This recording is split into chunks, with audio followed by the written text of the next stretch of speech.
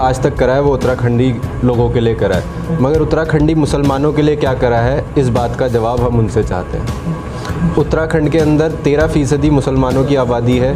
13% मुसलमान आबादी में कितने टिकट कांग्रेस ने आज तक मुसलमानों के दिए, इसकी ज़रूरत है। थोड़े दिन पहले सारे कांग्रेस के जितने भी मुस्लिम दल के नेता थे, मुस्लिम समुदाय के, वो इकट्ठे होके हरीश रावत जी के पास गए, वहाँ पे हाजिरी लगाने गए कि हमें भी टिकट चाहिए, मगर उन्होंने क्या दिया, आश्वासन, टिकट। हरद्वारी लाल कहा है ना अनिल बलूनी जी ने, तो क्यों कहा है कि हरीश रावत जी की जितनी ताकत है वो सारी हरिद्वार में है। तो हरिद्वार में कौन है, मुस्लिम है। जब मुसलमान उन्हें जिता सकता है तो मुसलमानों को नौकरी देते हुए उत्तर प्रदेश के अंदर मुल्ला मुलायम सिंह यादव घोषित करा गया था, इसी तरीके से उत्तराखंड के अंदर मुल्ला हरीश रावत घोषित किया जा रहा है, इसलिए सफाइयाँ देनी पड़ रही है।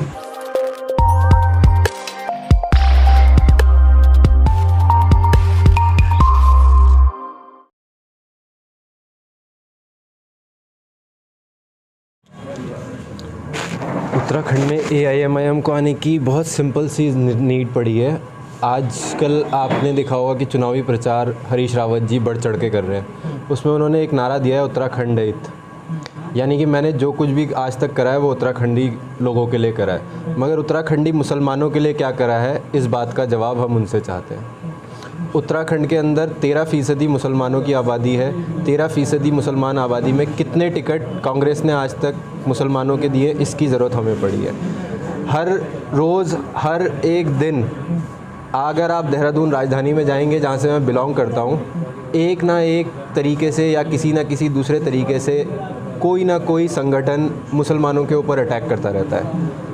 अब वो अटैक आप जान सकते हैं, चाहे वो मेंटली हो, फिज़िकली हो, जो आजकल चल ही रहा है पूरे इंडिया भर में, फिर फिज़िकली भी असॉल्ट जगह जगह पर करे जा रहे हैं, टॉर्चर करे जा रहे हैं, और मेंटली भी मुसलमानों को टॉर्चर किया जा रहा है। तो उन सब चीज़ों को देखते हुए, उन सब जितनी भी चीज़ें हैं उनको हमने निष्कर्ष निकालते हुए उत्तराखंड में एक मुसलमान और दलित और पिछड़े की आवाज़ बन के AIMIM उभरेगी।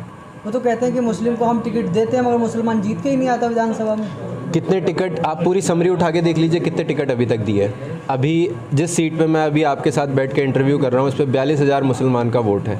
42,000 वोट में अगर एक मुश्त होकर मुस्लिम और दलित समुदाय का 10-15 हज़ार वोट होकर एक जगह पड़ जाए, तो क्या हमारा मुस्लिम भाई जीत के नहीं आएगा? बट पिछली बार टिकट किसको दिया, बेहतर आप जानते होंगे। क्या हमारे मुसलमान चेहरे को दिया? अभी थोड़े दिन पहले सारे कांग्रेस के जितने भी मुस्लिम दल के नेता थे, मुस्लिम समुदाय के, वो इकट्ठे होके हरीश रावत जी के पास गए, वहाँ पे हाजिरी लगाने गए कि हमें भी टिकट चाहिए, मगर उन्होंने क्या दिया, आश्वासन, टिकट नहीं दिया।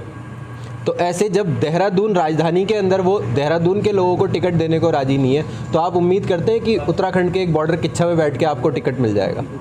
तो टिकट मिलने का सवाल तो बहुत दूर है, छोटे मोटे पद मिल जाएँ वो भी बहुत बड़ी बात है। और सीधी सी बात है कि अब जब हमारे पास अपना प्लेटफॉर्म है तो हम भीख क्यों मांगे? जब हमारे पास प्लेटफॉर्म है हम फाइट करेंगे, और उस जो संवैधानिक फ़ाइट होगी उसको कम्पीट करेंगे, और फाइनली जाके विधानसभा में बैठ के अपने मुसलमानों के लिए अपना पक्ष रखेंगे। आज से पहले किसने पक्ष रखा मुसलमानों के लिए? आप पूरा का पूरा विधानसभा का सत्र उठा के देख लीजिए, एक बात अगर किसी मुसलमान के लिए करी गई हो। सिर्फ 3 विभाग हैं उनके पास कहने के लिए, अल्पसंख्यक विभाग, एक आपका मदरसा बोर्ड, और एक आपका तीसरा ये वक्फ बोर्ड। इसके अलावा कोई बात नहीं होती। मुसलमान क्या इंसान नहीं है? मुसलमान को क्या अपना हक नहीं चाहिए? मुसलमान को नौकरी नहीं चाहिए? आप पढ़े लिखे हैं, मैं पढ़ा लिखा हूँ, ये भाई पढ़े लिखे हैं जो कैमरा लेके बैठे हैं, क्या हमें नौकरी नहीं चाहिए? नौकरी सिर्फ गढ़वाली आदमी को चाहिए या सिर्फ कुमाऊनी आदमी को चाहिए? मुसलमान को नहीं चाहिए? जो इतना बड़ा मुसलमान, हरद्वारी लाल कहा है ना अनिल बलूनी जी ने, तो क्यों कहा है कि हरीश रावत जी की जितनी ताकत है वो सारी हरिद्वार में है। तो हरिद्वार में कौन है, मुस्लिम है। जब मुसलमान उन्हें जिता सकता है तो मुसलमानों को नौकरी देते हुए डर लगता है क्या, या भागीदारी देते हुए डर लगता है? तो भागीदारी चाहिए भाई, भीख नहीं चाहिए। आप पे तो आरोप लग रहा है कि उत्तराखंड को आप जो हिंदू मुसलमान में डिवाइड कर रहे हैं। हाँ, बहुत अच्छी बात है। ये आप पिछले 4 दिन के हरीश रावत जी के लगातार ऑनलाइन जो फेसबुक पे चल रहा है उसको उठा के देख लीजिए कि कौन हिंदू मुसलमान कर रहा है, इससे आपको अंदाज़ा लग जाएगा। बहुत सिंपल अंदाज़ा लग जाएगा। वो सुबह 10 बजे उठ के पूजा पाठ करते हैं, उसका फ़ोटो डालते हैं। उससे एक दिन पहले कहते हैं मैंने रोज़े की कोई छुट्टी नहीं दी, नमाज की कोई छुट्टी नहीं दी। उसके एक दिन पहले टोपी वाली फ़ोटो डालते हैं। फिर डालते हैं कि जागेश्वर धाम के मंदिरों के जो पंडित हैं उनके साथ गलत हुआ है, मुझे उसके लिए एक मौन व्रत रखते हैं। तो हिंदू मुसलमान हम नहीं कर रहे हैं, हिंदू मुसलमान कांग्रेस कर रही है। वो डिवाइड एंड रूल के तहत चल के अपना जीतना चाह रही है। मुसलमानों ने तो जो है बहुत तारीफ़ करी थी जब उन्होंने जुमे की छुट्टी दी थी। दी थी ना, अब वो कह रहे हैं कि ऑन पेपर तो मैंने कुछ दिया ही नहीं। ऑन पेपर आप रिकॉर्ड खंगाल के लाओ, मैंने कुछ दिया ही नहीं, मैंने तो बस मन से बोल दिया था कि छुट्टी तो छुट्टी। अब आप बताइए, कोई सरकारी कार्य पूरे उत्तराखंड के लिए लागू हो तो वो क्या सिर्फ ज़बानी होता है? कहीं ना कहीं लीगल तो हुआ होगा ना, आपका पेपर तो कहीं ऑफिशियल डॉक्यूमेंट तो जाहिर सी बात है अवेलेबल होगा, तभी तो छुट्टी हुई होगी। तो ये सब फालतू की बातें हैं कहने की। असल में यह है कि मुसलमान को कुछ देना ही नहीं चाहती कांग्रेस क्या, बीजेपी क्या, और दूसरा आपका सपा क्या, बसपा क्या, कोई भी ऐसी पार्टी, आप एक पार्टी बता दीजिए जो मुसलमानों को उसका हक दे रही हो। हरीश रावत को ये सफाई क्यों देनी पड़ रही है? हरीश रावत को सफाइयाँ इसलिए देनी पड़ रही हैं क्योंकि उनको जिस तरीके से उत्तर प्रदेश के अंदर मुल्ला मुलायम सिंह यादव घोषित करा गया था, इसी तरीके से उत्तराखंड के अंदर मुल्ला हरीश रावत घोषित किया जा रहा है, इसलिए सफाइयाँ देनी पड़ रही है। अब आप बताएं। अच्छा, आपके आरोप लगता है कि आप बीजेपी की बात नहीं करते हैं, आप सिर्फ जो है कांग्रेस, समाजवादी पार्टी, इन पर जो है बार बार अटैक करते हैं। बीजेपी को तो मुसलमान वोट नहीं देता, सॉरी, बीजेपी में मुसलमान वोट नहीं देता, बीजेपी में दलित वोट नहीं देता, बीजेपी में पिछड़ा वोट नहीं देता। तो हमें तो जिन लोगों के लिए कार्य करना है हम उनकी आवाज़ उठाएंगे ना।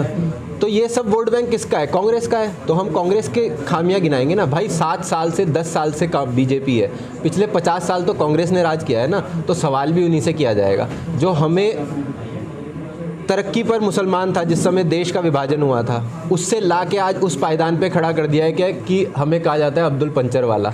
एपीजे अब्दुल कलाम आज़ाद याद नहीं रहता उन्हें, अब्दुल पंचर वाला याद रहता है बस, कांग्रेस हो चाहे बीजेपी हो।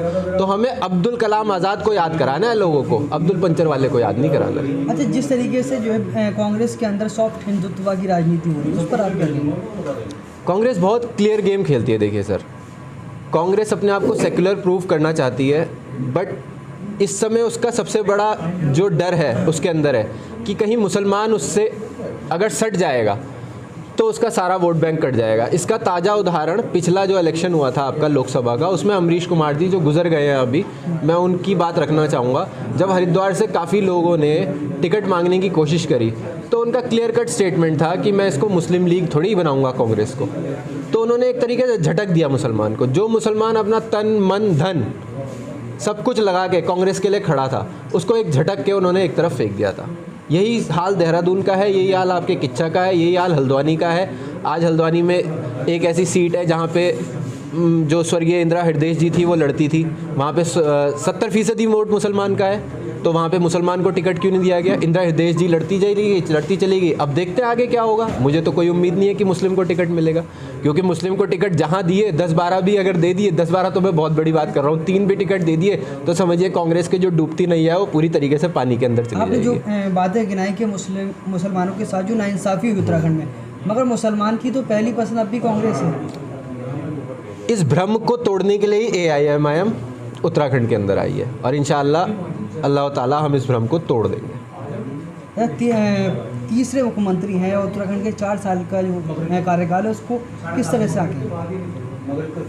तीसरे मुख्यमंत्री हमारे जो धामी जी हैं वो बेचारे दूसरे, मैं बोल सकता हूँ मनमोहन सिंह जी हैं, जो बोलते तो कुछ है ही नहीं।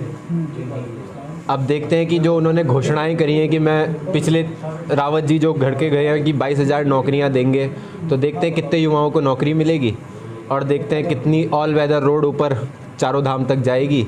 और तीसरी ये देखते हैं कि कितना कुमाऊं और कितना गढ़वाल डेवलप होगा, ये आने वाला वक्त बताएगा। अच्छा, कांग्रेस ने 7 चुनाव हारने वाले हरीश रावत को चुनाव प्रचार समिति का अध्यक्ष बनाया, उस पर आप क्या कहना चाहेंगे?